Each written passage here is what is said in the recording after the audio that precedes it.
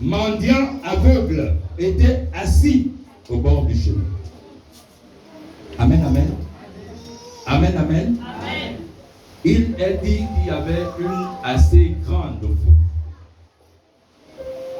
Une assez grande foule. Pour l'instant, retiens que cette foule va représenter quelque chose. Donc, il y avait le fils de Timée, Bartimée, mendiant aveugle, assis au bord du chemin. Il n'était pas assis n'importe où. Amen, amen. Bartimée n'était pas assis à n'importe quel endroit. On dit qu'il était assis où? Au bord du chemin. Et qu'est-ce qu'on dit de Jésus-Christ? Qu'il est l'eau. Qu'il est l'eau. Le chemin. Qu'il est l'eau, la vérité et la vie. Et Bartimée avait compris cela. Il était assis au bord du chemin. C'est-à-dire qu'il avait fait le choix d'être auprès de l'endroit où le Seigneur pouvait le toucher. Mais toi, tu cherches la solution de ta vie, mais tu veux te tenir loin du chemin de Jésus. Tu cherches la solution de ta vie, mais tu veux te tenir à l'écart de l'endroit où Jésus peut te toucher.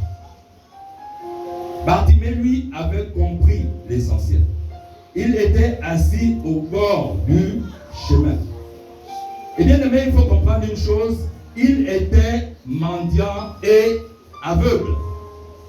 Deux détails qui peuvent sembler dans le monde des obstacles. Mais dans le milieu spirituel, le mendiant, c'est celui qui estime qu'il ne peut rien tout seul. C'est celui qui estime que sans Jésus, il ne peut pas avoir la bénédiction qu'il a. L'aveugle, c'est celui qui se dit, je vis dans l'obscurité. Et je recherche celui qui détient la vérité, c'est-à-dire Jésus-Christ de Nazareth. La parole de Dieu déclare que lorsqu'on est en Christ, on est une nouvelle créature. Donc vous voyez ici que Bartimée avait comme ça plusieurs attributs qui le qualifiaient pour être vu par Jésus-Christ de Nazareth. C'est lui qui avait payé le prix pour lui. Amen, amen. Et nous continuons. Il entendit que c'était Jésus de Nazareth. Bien aimé, ça fait des années qu'on te parle de Jésus. Nos amis témoins de Jéhovah ont plusieurs fois foulé le seuil de ta porte. On t'a longtemps exhorté sur ce que Jésus peut faire dans ta vie. Mais quelle attitude affiches-tu encore? Lui, il avait entendu que c'était Jésus qui passait. Et regarde l'attitude qu'il a affichée par après. Il s'est mis à crier. Dis avec moi, il s'est mis à crier. Il ne s'est pas tué. Il n'est pas resté passif. Il a adopté la bonne attitude. Il s'est mis à crier. Amen, amen. Il s'est mis à crier. Mais regarde la particularité de son cri. On dit, il dit, fils de David, Jésus, aie pitié de moi. Les autres criaient, Jésus. Mais lui, il a dit, fils de David. Bien aimé, l'appel était différent des autres. Bien aimé, si tu n'as pas la révélation de celui que tu suis, tu ne peux pas rentrer dans son corps. Pour avoir l'accès dans le milieu secret du Seigneur pour bénéficier de ses grâces et de ses bontés. Bien aimé, il faut connaître Apika. Il faut connaître quels sont les principes de celui qui t'appelle. Bien aimé, le cri de Bartimée serait un cri vain s'il n'avait pas ici identifié le code secret de celui qui l'appelle. Les autres criaient Jésus, les autres criaient Jésus, les autres criaient Jésus. Mais lui, il a dit, fils de David. Jésus serait connu. Ce n'est pas n'importe qui peut m'appeler fils de David. Il est où? C'est lui qui m'a appelé fils de David. Cela a touché le cœur de Jésus. Bien aimé, quand tu te mets en prière, qui appelles-tu? Quand tu te mets à prier, comment appelles-tu celui que tu appelles? Quand tu te mets à prier, comment appelles-tu Jésus? Quelle est ton attitude? Cela est déterminant pour attirer le regard de celui que tu appelles. Jésus-Christ de Nazareth. Bartimée ici a dit, fils de David, Jésus, aie pitié de moi.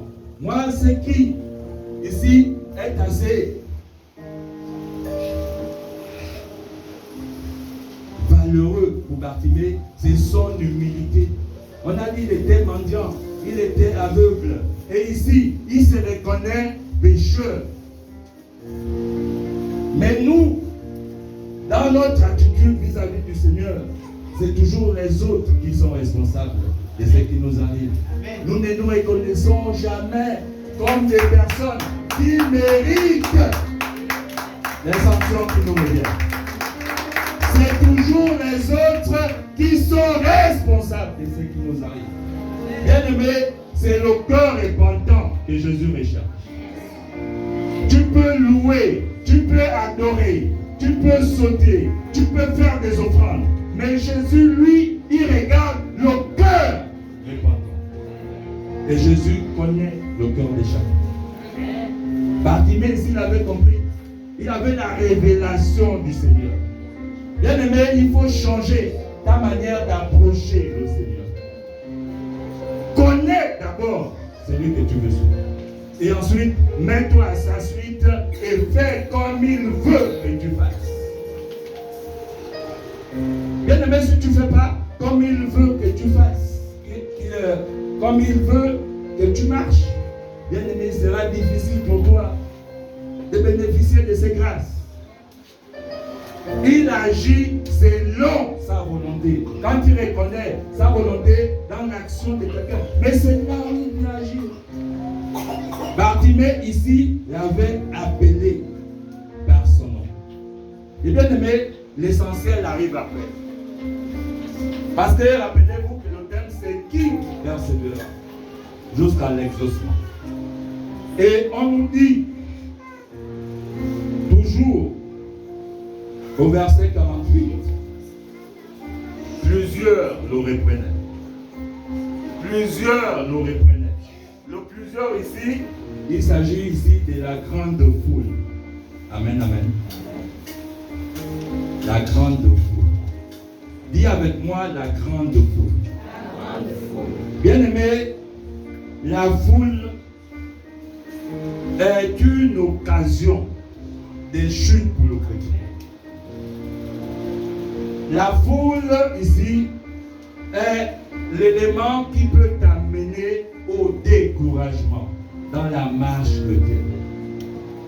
La foule ici est le raisonnement que tu peux adopter pour marcher avec Christ. Il y a des chrétiens qui pensent comme le monde. Amen. Il y a des chrétiens qui agissent selon les mots du monde. Il y a des chrétiens qui agissent selon la manière de penser du monde.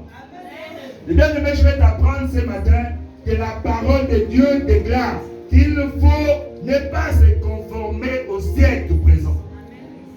Et la même parole déclare qu'il faut transformer nos pensées par le renouvellement de l'intelligence. Mais toi, qu'est-ce que tu fais? je n'arrive pas à enfanter. Le monde dit qu'à ton âge, c'est impossible que tu aies un enfant. Mais la pensée de Christ me dit que Sarah, malgré son âge, a enfanté Isaac. Alléluia. Le monde dit que le chômage a envahi la nation. Et il est impossible, malgré mon diplôme, de pouvoir accéder à l'emploi. Mais la pensée de Dieu me dit que je suis distingué de tous. Alléluia. Bien-aimés, changeons notre manière de penser. Est-ce que tu fais comme Bartimée, celui qui a crié encore plus fort, malgré la foule qui le reprenait? La foule ici, bien-aimé, peut être aussi ce que la réalité te montre. Je suis dans un environnement où tout est difficile. Personne n'a réussi dans ma famille. Mais moi, je ne peux pas réussir. Cela peut être aussi une grande foule pour toi. La foule aussi peut être ici un élément qui empêche que tu persévères dans ta marche avec Christ. Je vais tous les jours à l'église, mais je ne vois rien de concret. Bien-aimé, ce matin, le Seigneur veut te demander de persévérer jusqu'à l'exaucement. C'est ça le message. Reste dans l'essentiel du message. Amen, amen. Amen. Il est dit ici, toujours dans le même passage. Il criait beaucoup plus fort. Fils de David, aie pitié de nous. La foule le fait taire. Mais Bartimée continue à crier en restant dans la même position. Il ne dit pas Jésus, mais il dit fils de David, parce qu'il a la révélation de qui l'a appelé. Amen, amen. Il a la révélation de celui qui l'a appelé. Et à cause de sa persévérance, il y a quelque chose qui s'est passé. Au verset 49. Jésus s'arrêta. Alléluia. Jésus s'arrêta. Bien-aimé, je vais t'informer ce matin qu'à cause de ta persévérance, Jésus va s'arrêter spécialement sur ton cas. À cause de ta persévérance, Jésus va dire qui m'a appelé d'une manière particulière, qui a touché mon cœur ce matin, à cause de ta persévérance. Toi qui te décourages, c'est le moment de reprendre le chemin et de comprendre que c'est la persévérance jusqu'à l'exaucement qui paye. À quoi ça sert à un homme de courir et de s'arrêter en chemin sans avoir obtenu la couronne? Mais tu auras couru en vain. Le Seigneur veut que notre persévérance soit jusqu'à l'exaucement. Amen, amen. Amen. Et ici, Bartimée l'a fait. Jésus s'arrêta et dit, appelez-le. Il n'a pas dit, appelez la foule. Il a dit, appelez-le. C'est ton cas particulier. Lorsque tu viens à Jésus, quelle est la doléance que tu fais à Jésus? Pour que Jésus dise, ton cas est particulier. Demandez à cette personne de venir.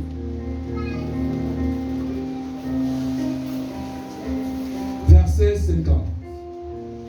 L'aveugle jeta son manteau. L'aveugle jeta son manteau. L'aveugle jeta son manteau.